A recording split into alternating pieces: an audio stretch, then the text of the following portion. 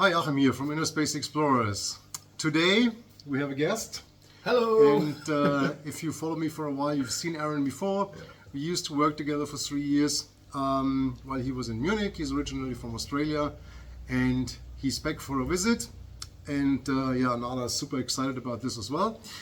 And that's excitement. So what we want to do today is we want to talk a little bit about Aaron's professional diving career and the connection to ISE.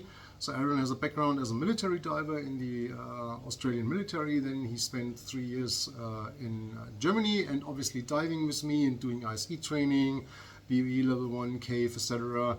And then he went back to Australia where he's now working as a commercial diver. And I wanted to know how the ISE training and the ISE experience has an impact on his diving today, or if there's any impact, or stuff like that. So up to you.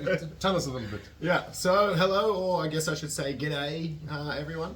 It's good to be back. Amazing to be back here with Achim again, so that's all very cool. So just a little bit of a bit of a broader overview. So I was in the military. Originally I was in the Australian Army, primarily as a combat engineer, and there was a possibility to specialise within that job, and one of the specialisations was Army work diver. So I know every different military around the world, they all have their different things. No, it wasn't like a Navy SEAL or a clearance diver or couch swimmer or that kind of thing. Our primary role was for any kind of underwater construction or demolitions or humanitarian aid. We got an overview on scuba and a lot of search and that kind of training. Yeah.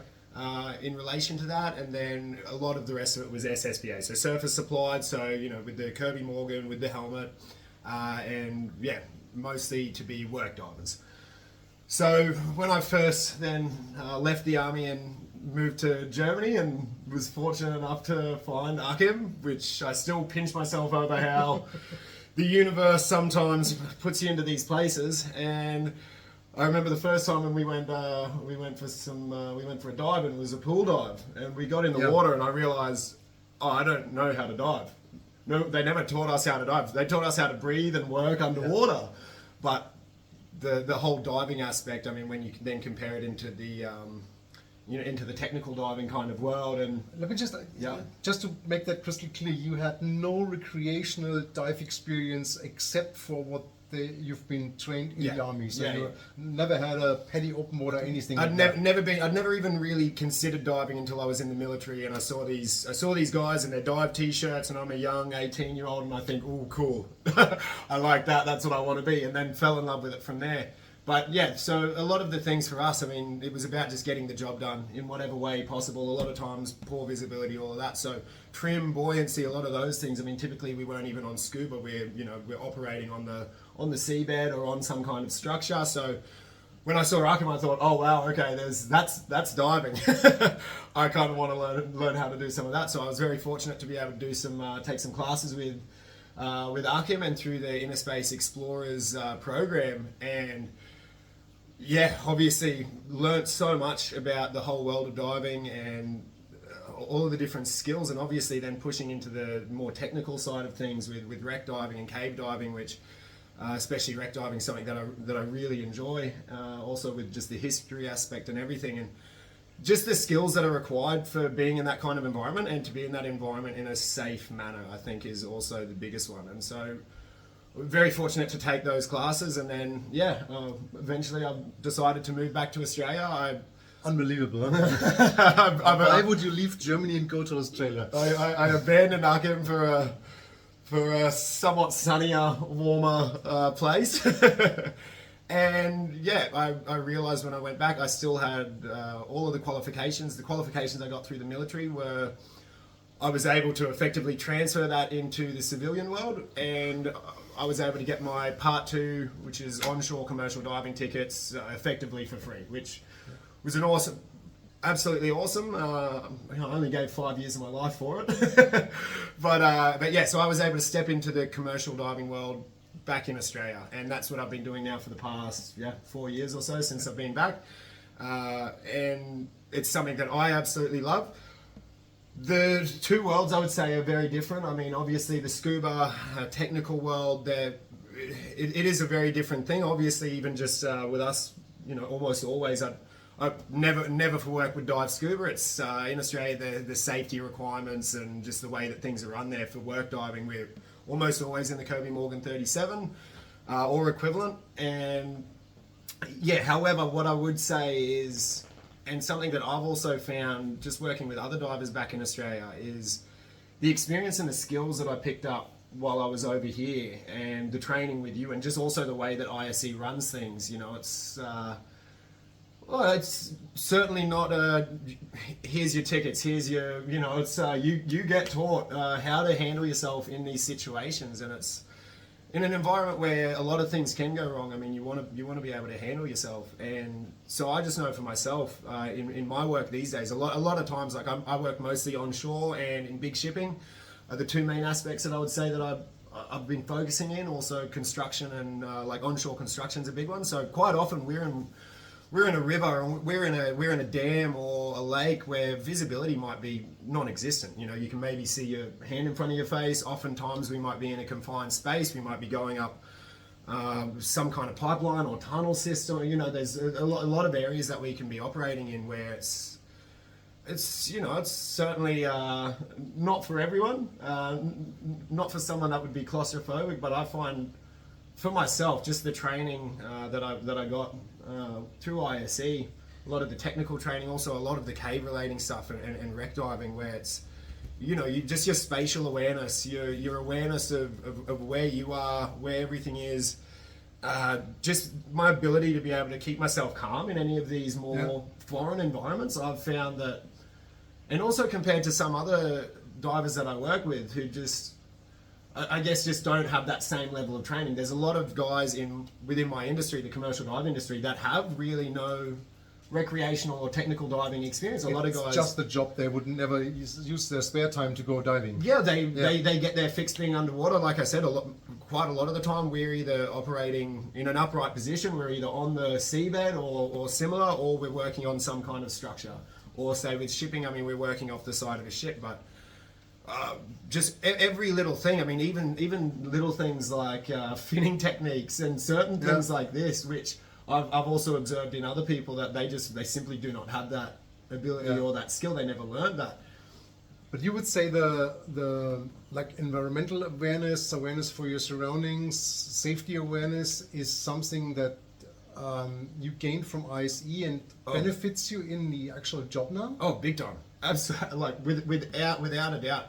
Even just other things like my awareness of time at depth and certain things. Like for where I'm still at as an onshore diver, one of the things for us is we don't enter decompression. We shouldn't enter decompression.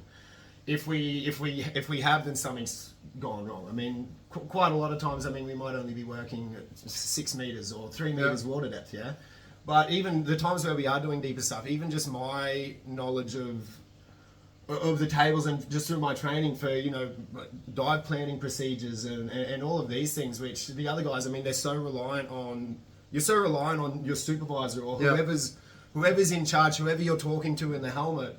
You are so reliant, and I wear a computer just as an additional backup as well, but you're so reliant on them making these decisions for you. And in an environment where a lot of things can go wrong and people make mistakes, I at least like to know that I also have the knowledge where I can go like, hey, I've been here for this long, what's going on? Little things like that, which I've just found in myself, just my own confidence and ability in what I'm doing. I think the technical diving has made a huge impact, and just also that training and the way that you train as well, where you train for things to go wrong. Yeah. Which I think is so vital, and there's multiple times in my job where even just it's little things. If we're doing a salvage, you're lifting some big ship or something like this. I mean, my awareness for being in the water and ability to be able to manipulate my body in the water is just it's been hugely beneficial. And I think for my own safety in my work and everything, I personally recommend it to quite a lot of the other divers that if you're interested in this kind of diving, hey, I mean, even though I'd say it's almost, you know, it's like track and field events, you know, it's within the same realm, but they're both very different things. But still, I mean, certain skills very much transfer over, and I think also for certain jobs, I mean, yeah, there's times where I might be in nice, clear blue water, and yeah, it's great, it's all fairly well and good. But even my ability to maintain trim and buoyancy, which I noticed with some other guys, and they're like, well, what does it matter? Yes, yeah, true. And you go, well, yeah, well. Cool. So thank you very much for this one. Quick one. Coolest job you've been on since you're back in Australia? Oh, there's been a couple of cool ones. Just the first one that comes to mind, I guess, because it wasn't in Australia. We went and we went to Fiji. There was a super yacht and mega yacht, some 60 million euro yacht owned by some German multi-millionaire, and Germans again. Yeah, and they accidentally ran it onto a coral reef, and it kind of warped the lead ballast underneath it. So 40 ton of ballast keeping this thing. Anyway, this thing was coming to Australia to get fixed anyway. So the job for us was we had to make sure that this thing wasn't going to go anywhere. So it was a lot of different plans and the naval architect, and we did all this testing to weld onto it because we do a fair bit of underwater welding and such as well. But it was this very high tensile steel. They didn't want to do that, so they specially made up these insane turnbuckles. But yeah, we got to spend 2 weeks in 30-degree Fijian water, absolutely beautiful, working on this amazing yacht, which we had a chef there cooking us 4 or 5 meals every day. It was cool. Yeah, so just to me that one rings a bell, but also a lot of amazing jobs that we do out on the Great Barrier Reef where we might be doing moorings, and you go down and I mean the marine life is just... Nastiest job? I've done a bit of contaminated water diving, so contaminated shit everywhere. Yeah, contaminated water. Sometimes not some nice things in there. That's been pretty nasty. And I also did one where it was for a fire tank system for a shopping centre. So the system's that if there was a fire, sprinklers go off, and anyway, and there was this big underwater tunnel system that was in there, and it was completely dirty. The tunnel system was maybe a bit over 1 metre wide, and me just squeezing my way down. ISE cave training, Yeah, ISE cave training, and I remember at one point, you know, when I'm down there, and I think to myself, I'm like, man, if something goes really wrong, no one's getting me here.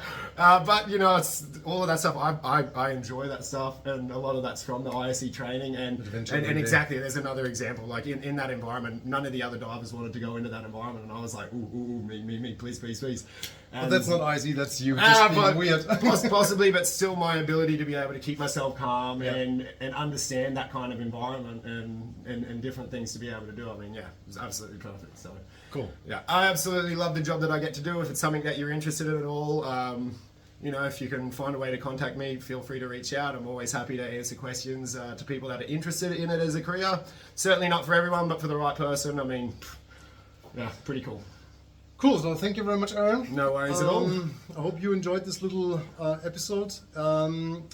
If you have questions on this, just put them in the comment section and I'll forward them to Aaron, or actually you can have a look at this video. Well, in Australia we don't really have maybe carrier pigeons or send up smoke signals or something like that. Yeah, maybe. But yeah, you can have a look at the video send and a boomerang. probably answer some of these questions.